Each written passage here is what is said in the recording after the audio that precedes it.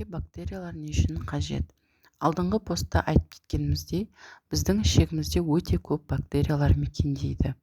Асқорыту жүйесінің әртүрлі бөліктерінде бактериялардың саны әртүрлі.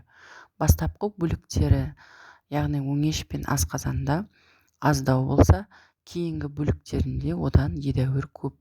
Олардың барлығы әртүрлі. Арасында ішекпен қатар тері беткейінде де өмір сүретін, сүт өнімдерінің ішінде кездесетін және тағы да басқа бактериялар бар.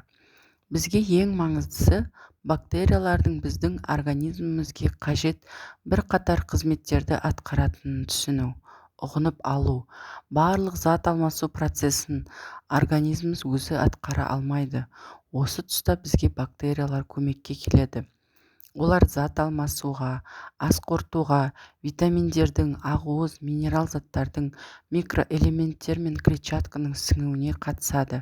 Егер ішектерімізде бұл бактериялар мекен етпеген болса, біздің қоректік заттардың біразын қорыта алмай сіңіре алмаған болар едік.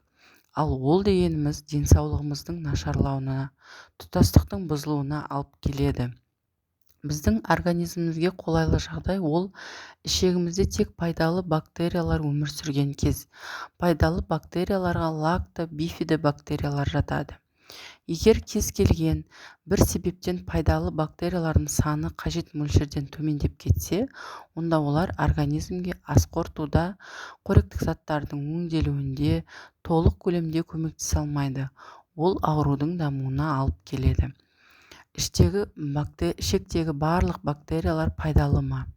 Табиғатта бактериялардың алуан түрлі кездеседі.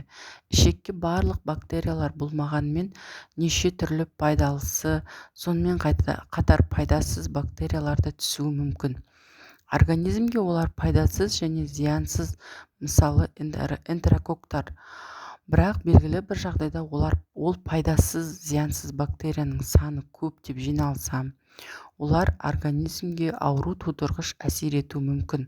Сол себепті бұл бактериялардың тобы шартты патогенді деп аталады.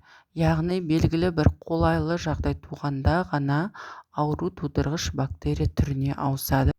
Пайдалы және шартты патогенді бактериялармен қатар ашық, нақты зиян бактериялар да бар. Олар қалтыда, ішекте мүлдем болмауы керек, себебі олар организмге негативті әсер етеді. Бұл бактериялар организмге тамақпен немесе жануар арқылы түсуі мүмкін, яғни жеке гигиена талаптарын бұзған жағдайда. Ол қандай бактериялар дейсіз ғой? Мысалы, кластридиялар. Жиі олар организмге сапасы төмен немесе бұзылған консервіленген тағам арқылы түседі. Егер организмге кластридиялардың көп мөлшері түсетін болса, олар зиянды заттар бөліп өте қауіпті ботулизм және тырысқақ ауруларын тудырады.